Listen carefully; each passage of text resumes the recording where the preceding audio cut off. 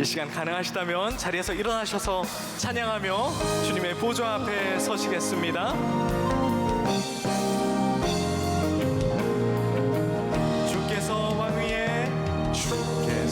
왕 위에 오르신다.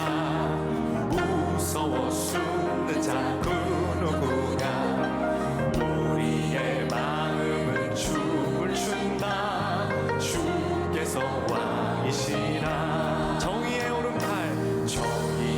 오른팔 높이 든다. 두려워 떠는 자 그 누구냐. 산천하 조모가 노래하라. 주께서 주님이 우리의 삶의 왕이십니다. 할렐루야 할렐루야. 얼씨구나 지화자 좋네. 주께서 왕이시라. 할렐루야 할렐루야 할렐루야. 주님을 찬양합니다. 얼씨구나 좋다 지화자 좋네. 주께서 왕이시라. 주께서 왕이시라. 주께서 왕이시라. 아멘. 다 자리에 앉으시겠습니다. 우리가 항상 믿음을 가지는 일, 근데 그것을 행함까지 옮기기는 참 힘든 것 같습니다. 그런데 우리 예수님께서는 행함이 없는 믿음이 죽은 믿음이라고 말씀하셨죠. 우리에게 행함이 생기기를, 또 머리에서부터 아는데 잘 안 되는 것들이 또 되어지는 축복의 은혜가 이 주일 가운데 임하기를 원합니다. 우리 함께 찬양하겠습니다.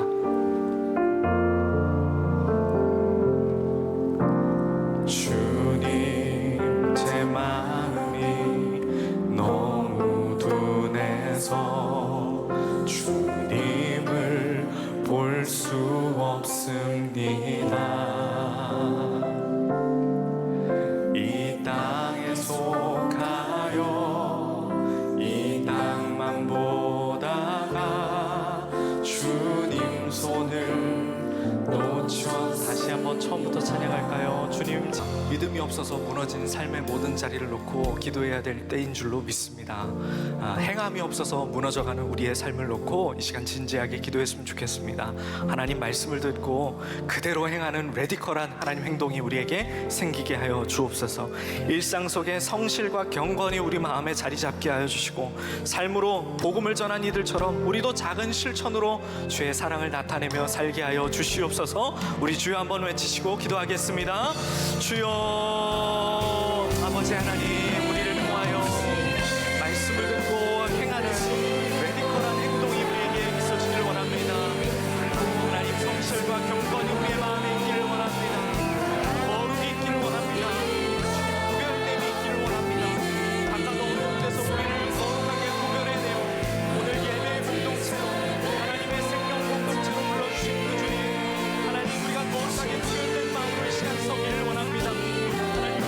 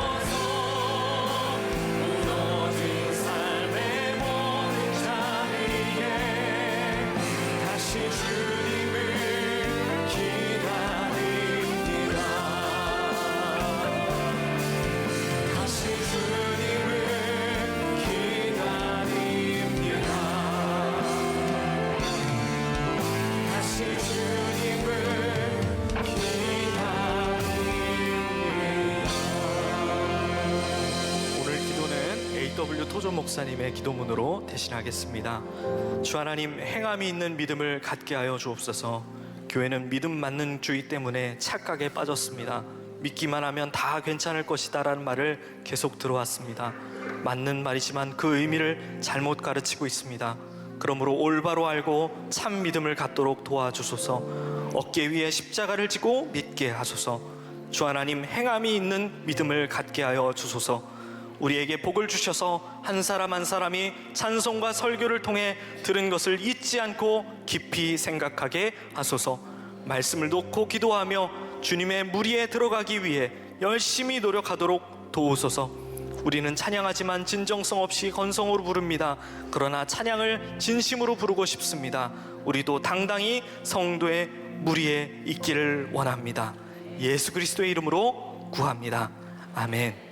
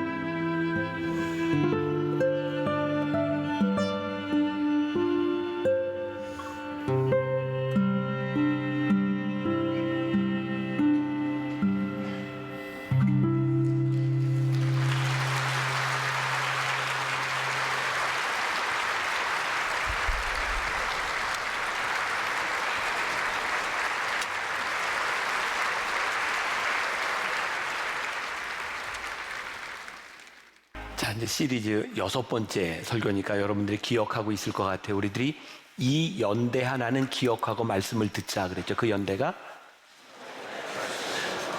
아이고, 다시 한번 몇 년? 네, 1885년은 우리나라에 공식적으로 선교사가 들어온 그 해이고, 그 3주 설교는 그 전에 있었던 선교의 역사를, 그리고 나머지 3번째 주간은 그 이후에 있었던 선교의 역사를 나누고 있습니다. 오늘은 공식적으로 선교사가 들어온 지 약 20여 년쯤 지난 1905년을 중심으로 공주와 전라도 광주 지역에 이어졌던 선교의 역사를 우리들이 함께 나누게 되는데, 오늘 말씀의 제목은 행함, 믿음의 흔적이 되다, 이런 제목입니다. 행함이 얼마나 우리들의 믿음에서 중요한가, 오늘은 제가 행함 쪽에 강조를 두고 말씀을 나누려고 합니다. 지난주에 제가 설교하면서 선교에서 프레젠스, 현존 선교에 대한 이야기를 했어요. 우리가 있는 곳에서 어떻게 성육신한 하나님, 그리고 복음을 우리들이 살아낼 것이냐에 대한 부분이죠. 왜 세상은 지금의 교회를 바라보면서 이렇게 비난할까요? 저는 그런 생각이 들어요. 우리가 믿고 있는 복음이 잘못돼서가 아니라 세상은 우리들이 말하는 복음을 들으려기보다는 우리들이 복음으로 살아가는 모습을 보고 싶어 한다는 거예요. 그래서 오늘 이 행함이라고 하는 것은 믿음과 배치되는 것이 아니라 우리의 믿음을 어떻게 우리들이 행함으로 살아낼 것이냐에 대한 이야기가 될 겁니다. 그 한태환 목사님이라고 할 분이 쓴 예와 포커스라고 하는 책에 이런 이야기가 나와요. 어떤 그 잡화점의 그 주인이 들어오는 손님에게 이런 이야기를 합니다. 요번에 우리 마을에 새로 부임한 목사님의 설교가 아주 좋습니다. 그랬더니 이 사람이 물어보는 거예요. 아니, 설교가 어떻게, 무엇이 좋은데요? 근데 제가 잘 모르겠는데요, 그 교회 다니는 사람들이 요즘 외상값을 잘 받습니다, 이렇게 이야기를 해요. 너무나 뻔한 그런 이야기일지 모르지만, 세상이 우리를 바라보며 목사님 설교가 좋아요, 세상이 우리를 바라보며 교회가 정말 제대로 되고 있고 믿음이 좋아요 라고 하는 것을 어떻게 보는가? 그들은 우리들이 전하는 복음을 통해 아는 것이 아니라 복음을 들은 사람들이 어떻게 살아가느냐를 통해서 이야기하게 되는 겁니다. 그래서 우리의 행함이 우리의 믿음을 증명할 수 있다고 하는 것, 그 행함에 포커스를 둡니다. 제가 그동안 설교하면서 제일 많이 여러분들에게 소개했던 책 중에 하나가 있습니다. 쉐인 클레어본이 쓴 믿음은 행동이 증명한다라는 책이에요. 이 책에 이런 말이 나와요. 우리는 얼마든지 가난한 사람을 도울 수 있습니다. 그리고 그렇게 하면 세상 사람들에게 칭찬을 받습니다. 하지만 예수님처럼 살면 세상은 우리를 십자가에 못 박을 것입니다. 제가 오늘 착함에 대한 이야기를 많이 할 겁니다. 착함 굉장히 중요합니다. 그리고 예수 믿는 우리가 착하게 살아가는 것 굉장히 중요합니다. 그러나 우리가 착함으로 구원을 받는 것은 아닙니다. 착한 게 중요하긴 한데 착함이 우리의 믿음은 아닙니다. 그런데 한 가지 분명한 것은 우리들이 믿음으로 구원을 받고 은혜를 받은 사람이라면 우리들의 삶에서 착함으로 나타나야 되는 거죠. 제가 지난주에 여러분들에게 드라마 얘기 하나 했죠. 폭삭 속았수다. 제가 요즘 사람들하고 이렇게 만나서 얘기하면 4명에 3명 정도는 보았거나 보고 있는 것 같아요. 그 아버지 양관식이라고 하는 사람이 얼마나 아버지로서 또 남편으로서 그런 착한 삶을 살아갔는가. 그리고 사람들이 그 드라마를 보면서 이렇게 열광하는 것 중에 하나가 역시 사람들의 마음 가운데는 착함에 대한 그런 갈구가 있구나라는 생각을 하게 돼요. 저는 제 아내하고 굉장히 관계가 좋습니다. 그리고 제 아내가 저를 굉장히 좋아합니다. 근데 지난주에 그런 얘기를 해요. 내가 자기를 참 좋아하는데 나도 양관식이 필요해. 그 드라마를 안 본 사람은 몰라요, 이건. 한번 보세요. 정말 좋은 드라마. 착함에 대한 이야기를 하고 있거든요. 우리가 이 세상에 하나님을 믿는 사람으로서 어떻게 이 세상을 바꿀 수 있는가?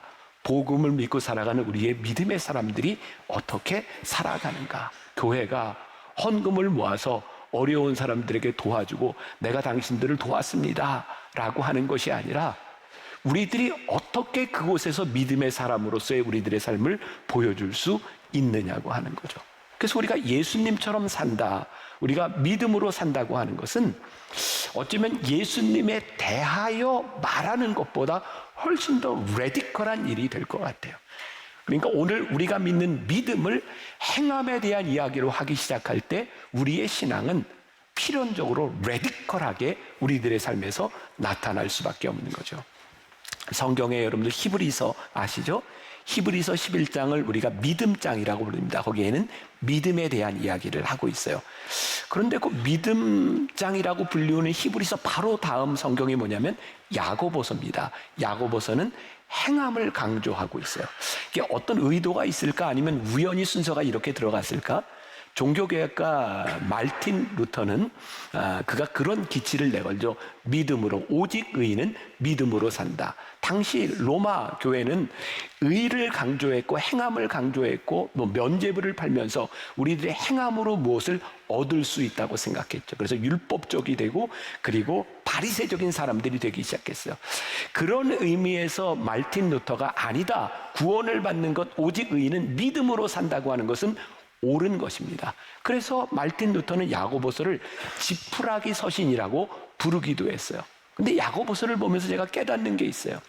야고보서 말씀 가운데 끊임없이 이야기하고 있는 것이 야고보서는 은혜와 믿음을 무시하는 것이 아니라 믿음으로 사는 사람의 삶을 증명할 수 있는 것은 행함이라고, 우리가 은혜를 받았으면 은혜에 합당한 삶을 살아야 된다고 우리들에게 이야기하고 있는 거예요. 어쩌면 지금 우리들이 믿고 있는 우리의 신앙이 반쪽짜리가 되어서 우리의 믿음을 올바로 이야기하지 못하고 있는 것은 아닌가. 자, 오늘 본문 말씀 22절에 보니까 이렇게 되어 있죠.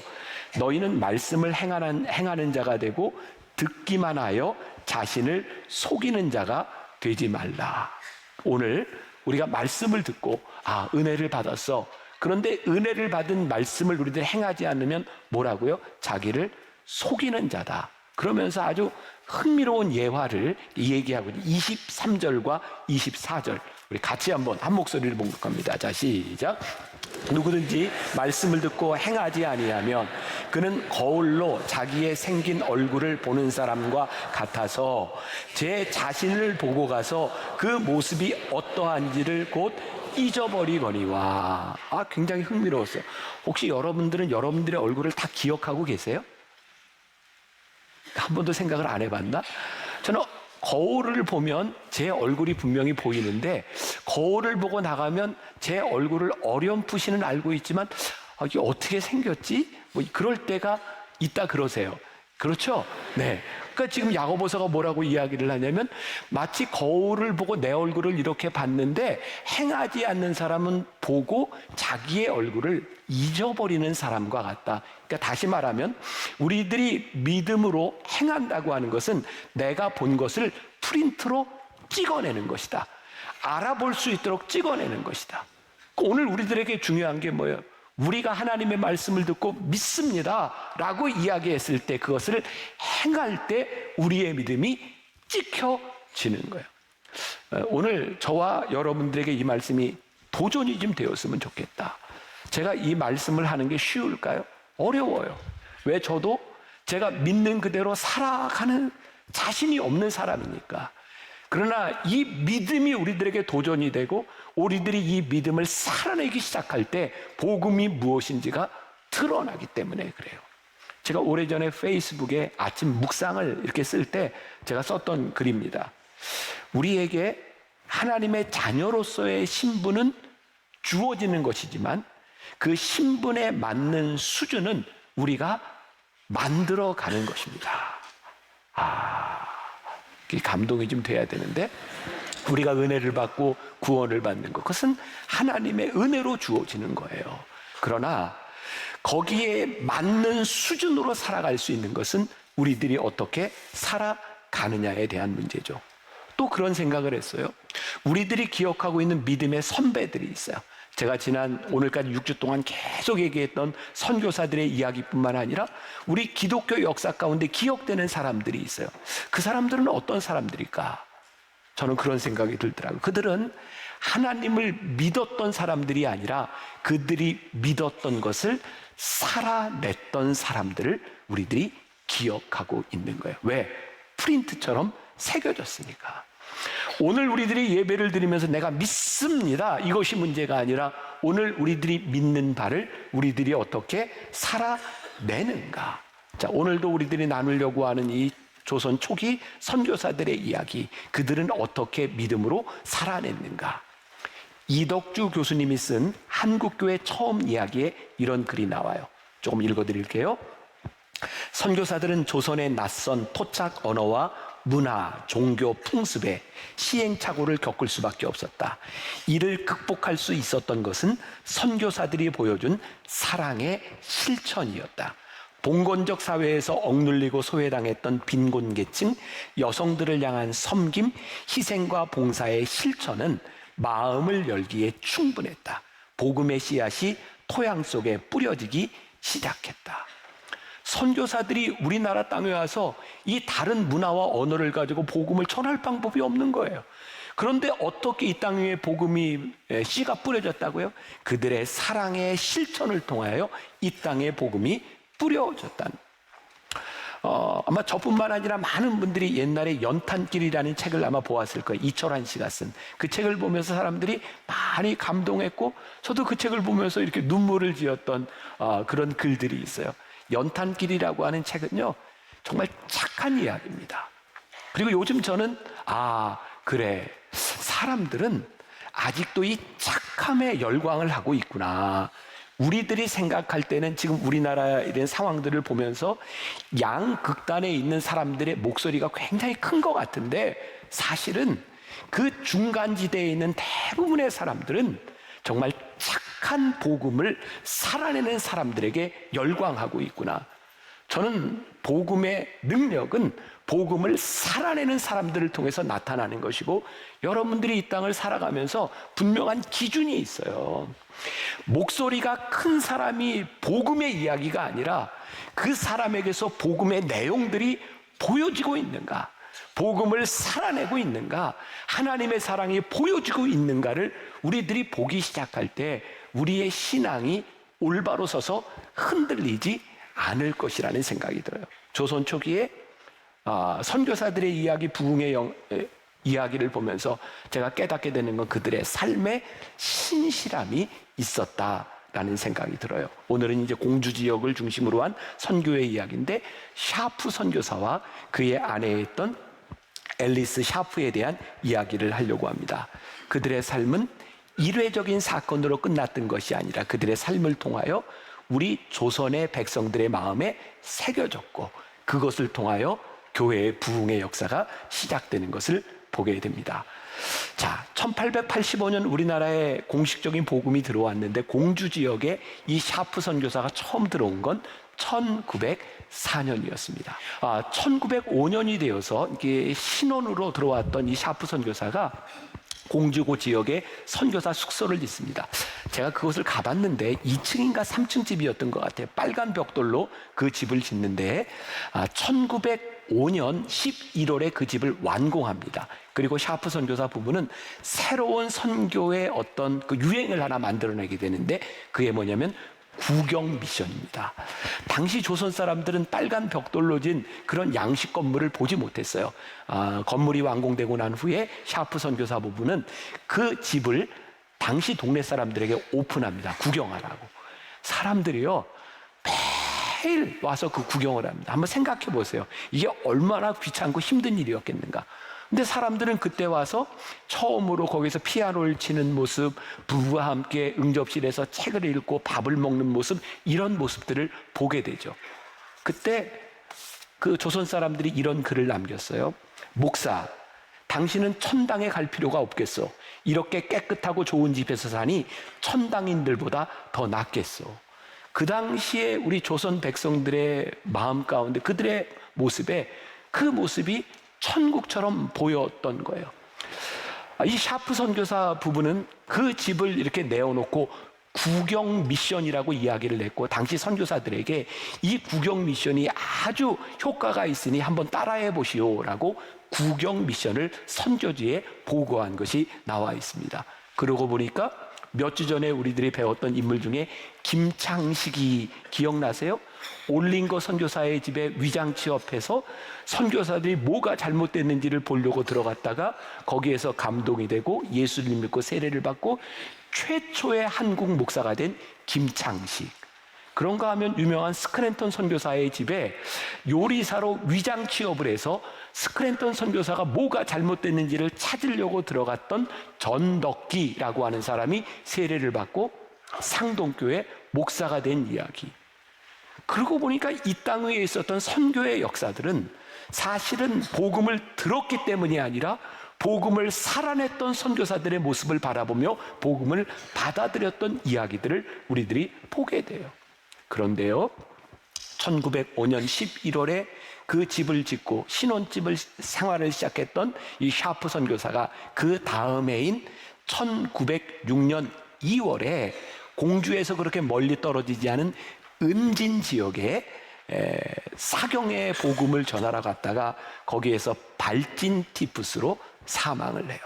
한국에 들어온 지 2년 조금 넘었을 때입니다. 여러분, 그런 생각 들지 않으세요? 하나님, 저런 사람은 병이 걸렸으면 낫게 해주셔야지 어떻게 그 병으로 죽게 만드십니까? 그리고 진짜 그 샤프 선교사의 죽음을 보면서 우리 조선 사람들 중에 이런 생각을 했던 거예요. 어떻게 저런 사람이 죽을 수 있냐고, 천국 사람도 죽는구나 라고 하면서 실망한 사람들이 있었는데, 실망한 사람보다는 그 천당 같은 집에서 살면서 어려운 사람들 찾아다니면서 복음을 전했던 샤프 선교사에게 훨씬 더 많은 감동을 받게 되고 마음을 열게 돼요. 1906년 샤프 선교사가 죽었을 때에 그의 아내 앨리스 샤프는 20대 초반이에요. 다시 미국으로 갑니다. 네, 2년을 지나다가 1908년 다시 혼자 몸으로 한국 땅에 돌아와서 30년 동안 선교 사역을 해요. 그래서 공주의 유명한 영명학교를 짓게 되는데, 제가 우리 교인들과 함께 그 영명학원에 가서 그 이야기를 다 듣고 거기를 돌아본 적이 있어요. 여러분, 샤프 선교사가 키운 제자 중에 제일 유명한 사람이 유관순이에요. 양녀로 삼았죠. 샤프 선교사의 제자 중에 하나가 중앙대학교를 설립한 임영신 여사가 엘리사 샤프의 제자예요. 최초의 여자 목사였던 전 밀라가 엘리사 샤프의 제자예요. 우리나라 여성교육자 박화숙, 최초의 우리나라 경찰서장을 지난 노 마리아 같은 사람들이 다 앨리스 샤프의 제자가 됩니다. 그때 한국 사람들이, 조선 사람들이 이 앨리스 샤프의 이름을 지었어요. 사에리시, 사랑의 이치를 보여준 사람이라는 이름을 지어줍니다. 제가 그게 너무 감동적이고 좋아서 그곳에 갔다가, 아마 제가 그 사에리시 샤프 선교사 기념 예배 때 제가 공주 영명학원에 가서 다시 이렇게 말씀을 전한 적이 있어요.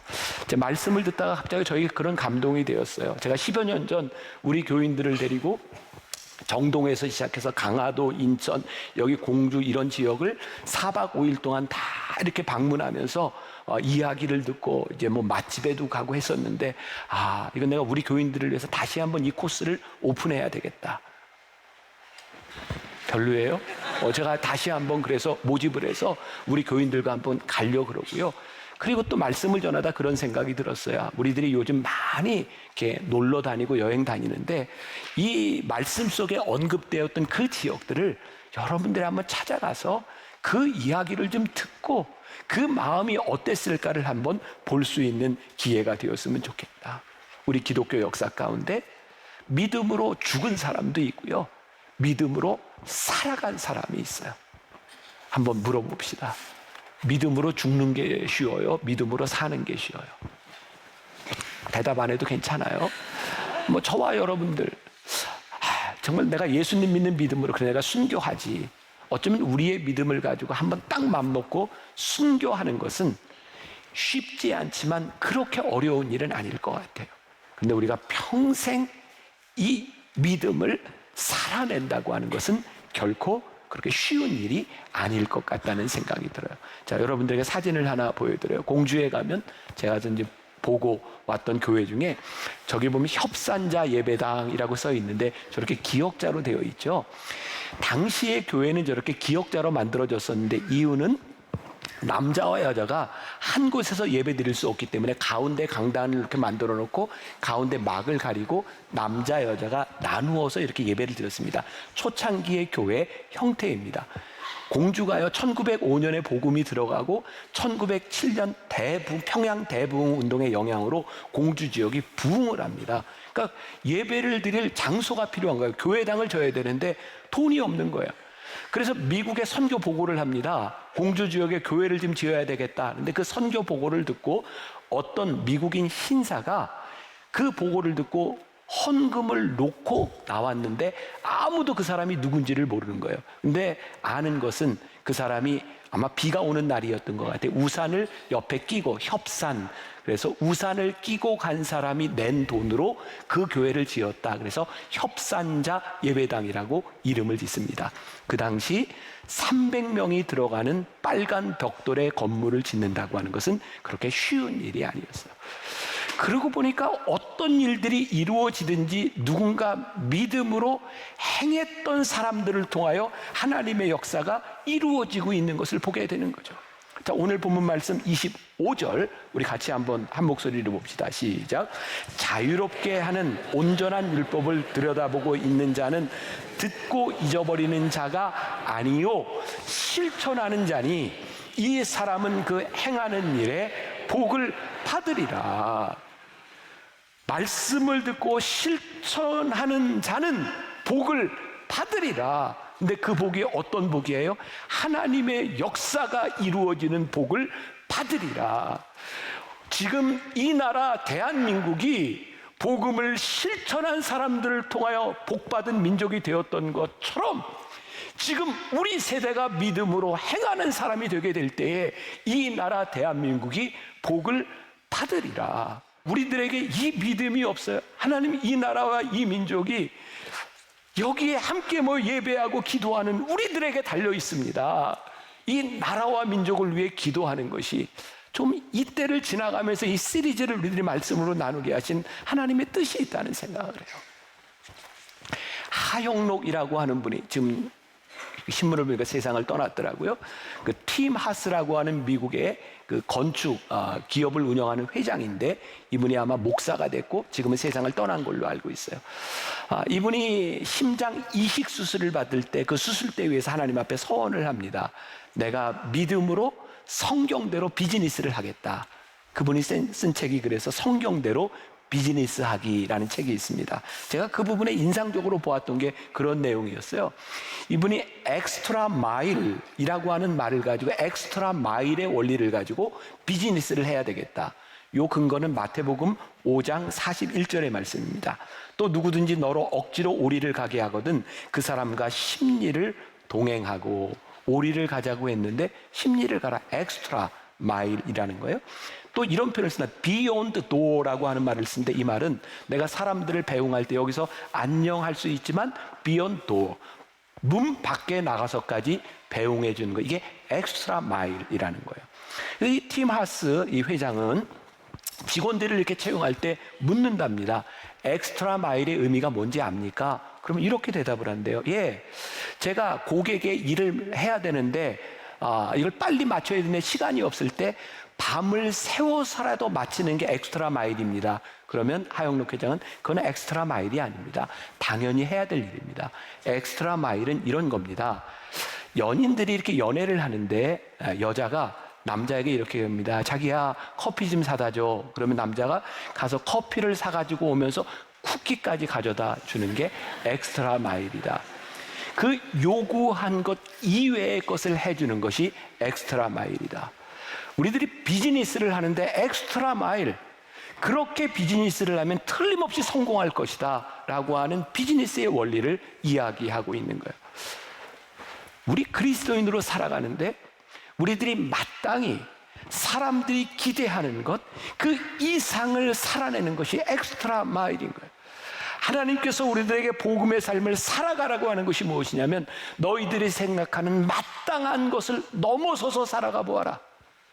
제가 조금 전에 예배 때도, 토요 예배 때도 우리 교인들에게 그런 도전을 냈고 저에게도 그런 얘기. 하나님, 우리가 오늘 이 예배를 마치고 나서 일주일을 세상에서 살아가는 동안 엑스트라 마일을 한번 살아보겠습니다.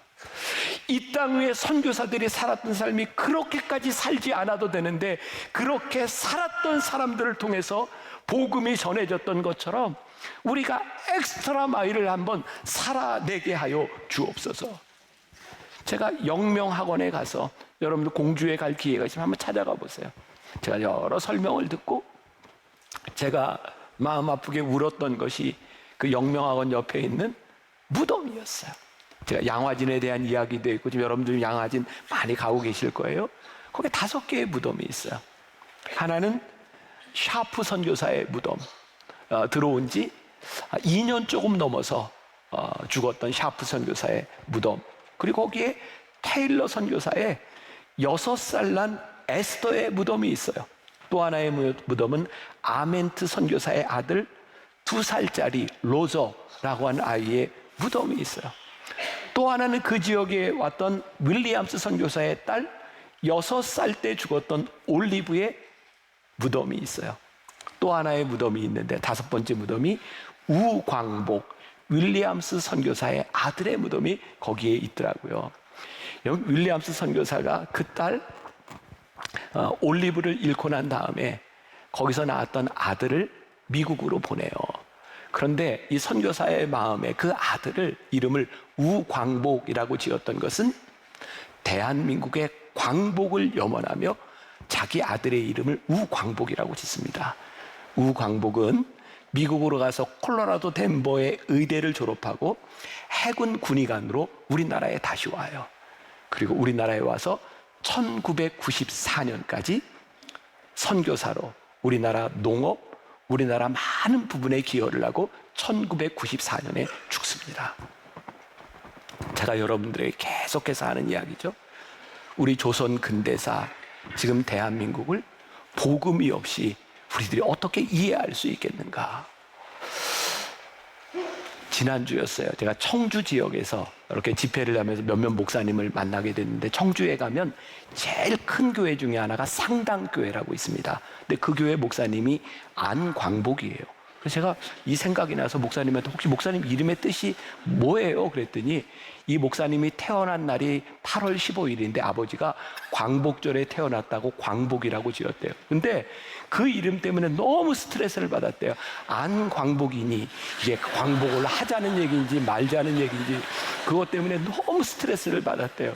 근데 생각해 보니까 감사한 게 개천절에 태어나지 않은 게 얼마나 감사한지.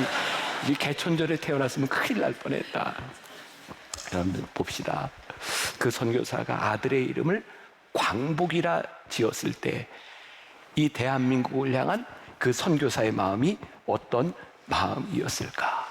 이 영명학교를 통하여 우리나라를 사랑했던 그 사랑의 마음들이 우리들에게 남아있는 거예요.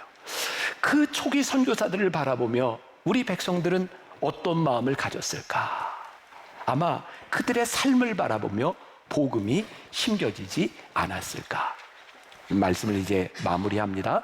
한 가지 이야기로 마무리를 하는데 공주 지역에 이렇게 복음이 전해지고 이제 전라도 광주 지역에도 복음이 전해지는데 그 당시 초창기에 이제 우리나라 왔던 선교사와 복음이 전해진 이야기예요.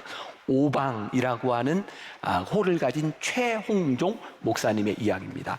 최홍종 목사는요, 전라도 광주 지역의 최초의 평신도 장로였고요, 최초의 목사가 된 사람입니다. 근데 그 지역에 이 오웬이라고 하는 선교사가 1909년 4월에 광주를 중심으로 개척을 시작합니다. 그런데 선교 중에 같이 이렇게 다니게 되는 이 최홍종이라고 하는 사람도 역시 아주 당시에 지금으로 얘기하면 깡패와 같은 사람이었고요. 돈을 벌려고 선교사의 집에 같이 가게 된 거예요.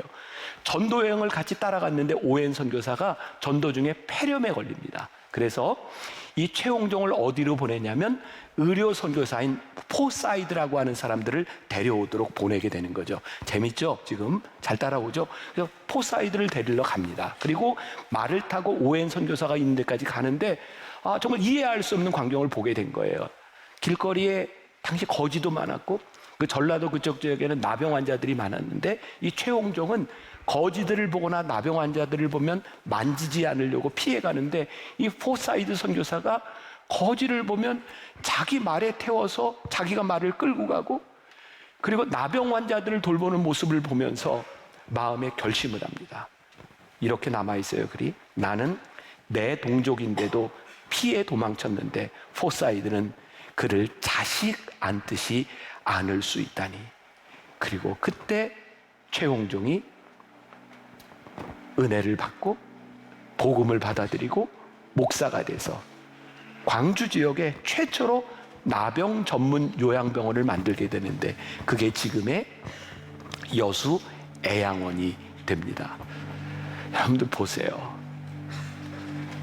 행함을 통하여 믿음이 증명된 그 일들을 통하여 하나님의 나라와 하나님의 역사가 만들어져 가고 있어요. 여수 애양원 하면 여러분들은 누가 생각나세요? 사랑의 원자탄 손양원 목사님 생각나지 않으세요? 그럼 여수에 가면 한번 가보세요. 손양원 목사님 기념관. 저는 갈 때마다 참 좋아요. 손양원 목사님의 별명이 사랑의 원자탄이잖아요. 저는 수백 번의 설교를 하는 것보다 그분의 삶 하나가 우리들에게 말해주는 메시지가 훨씬 더 크다고 생각해요. 그분의 아들이 공산당에게 처형당해 죽잖아요. 순교하잖아요. 그때 손양원 목사님이 남긴 유명한 9가지 감사가 있어요. 첫 번째, 나 같은 죄인의 혈통에서 순교의 자식이 나게 하심을 감사합니다. 두 번째, 허다한 많은 성도들 중에서 어찌 이런 보배를 내게 맡겨주신지 감사합니다. 세 번째, 사남 삼녀 칠남매 중 가장 아름다운 장남과 차남을 주님께 바치게 되어 감사합니다. 네 번째, 한 아들의 순교도 감사하고 귀하다 하거늘 두 아들이 함께 순교를 했으니 감사합니다. 다섯 번째, 예수 믿다가 누워 죽는 것도 복인데 전도하다 총살 순교했으니 더욱 감사합니다. 여섯 번째, 두 아들이 미국 유학을 가려 했는데 그보다 좋은 천국에 갔으니 내 마음 안심되어 감사합니다. 일곱 번째, 내 아들을 죽인 원수를 회개시켜 아들 삼고자 하는 사랑을 마음에 부어주심에 감사합니다. 여덟 번째, 내 아들의 순교 열매로 무수한 천국 열매가 생길 것을 믿으며 감사합니다. 아홉 번째, 견디기 어려운 역경 속에서도 하나님의 사랑을 깨닫게 하시고 이길 수 있는 걸음을 주신 것에 감사합니다. 믿음이 믿음으로 끝나는 것이 아니라 믿음이 행동으로 보여지기 시작할 때 믿음의 역사가 나타나는 거예요. 믿음의 흔적은 우리의 행함을 통해서 나타나는 거예요. 우리가 믿음의 흔적으로 살았던 것들이 우리 다음 세대에 선명한 발자국으로 남게 되는 거예요. 사랑하는 여러분, 오늘 예배를 마치고 우리 밖으로 나가서 우리 세상 한가운데서 우리 믿음의 행함을 통해 믿음의 흔적을 만들어냅시다. 다음 주에 우리 올 때 이 예배당에 딱 들어오는데 저 앞에 있을 십자가를 바라보니까 하나님, 제가 믿음으로 살았습니다. 제가 이렇게 살다가 이 자리에 왔습니다. 십자가를 보는 것이 우리들에게 너무나 감격스러운 일이 되도록, 그때 우리 예배가 얼마나 은혜스럽겠어요. 그냥 대충 와서 예배 드리는 게 아니라 믿음을 살아낸 사람들의 이야기로, 선명한 발자국을 찍은 사람들의 이야기로 우리 다시 이곳에 모일 수 있기를 주님의 이름으로 간절히 부탁합니다.